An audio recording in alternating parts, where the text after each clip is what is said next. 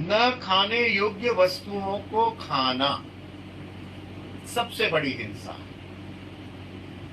विशेषकर यह कहना कि भैया ये जड़ चेतन जितने भी सब खाने की चीजें भगवान ने ही तो बनाई हैं, अगर खानी नहीं है तो फिर ये प्याज बनाया क्यों है? सब्जी है, प्याज देखो वैसे ही उगता है जैसे गोभी उगती है, जैसे शलगम उगता है, जैसे भिंडी उगती है।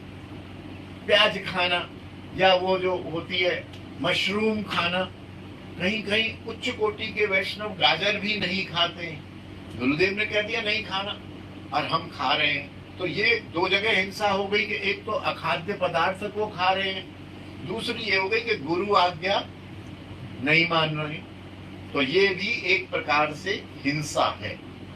भैया देखो प्रभु का भोग लगाओ और पाओ, भोग लग गया, प्रसाद लग गया, सब दिव्य हो गया। अब उनको कौन समझाए कि जो अखाद्य वस्तु तुम्हारे लिए अखाद्य है वो ठाकुर खा ही नहीं रहा है। भोग में बहुत एक आध बार हम चर्चा कर चुके हैं कि भोग तो है, भोग लगा भी है कि नहीं लगा है, इतना सहज नहीं है ठाकुर। और फिर ऐसे भी उदाहरण है, ठाकुर कहता है मैं तो कूड़ा करकट बचा लूंगा, तू कैसे बचाएगा? कई बार हुआ कि वेश्या के धन से ठाकुर को भोग लगा, ठाकुर तो पा गए, ठाकुर तो ठाकुर है। अब वो प्रसाद जो सब जब संतों ने पाया तो सारी गड़बड़ी फैल गई।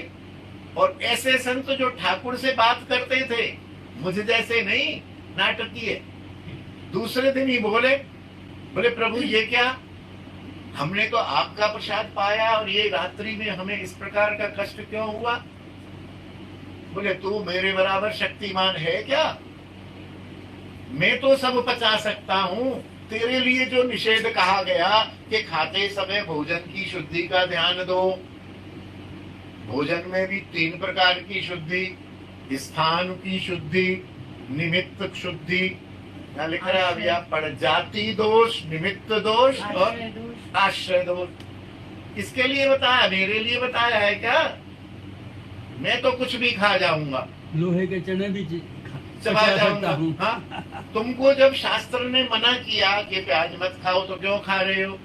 तुमको शास्त्र ने कहा कि शुद्ध धन से बना हुआ प्रसाद पाओ, तो तुमने क्यों अशुद्ध धन से बना हुआ प्रसाद पाया? तुमको कहा गया कि आश्रय दोष देखो किसने बनाया है, कहाँ से बना है, क्यों बना है, शुद्ध अवस्था में बना है, अशुद्ध में बना है, क्यों खाया? करोगे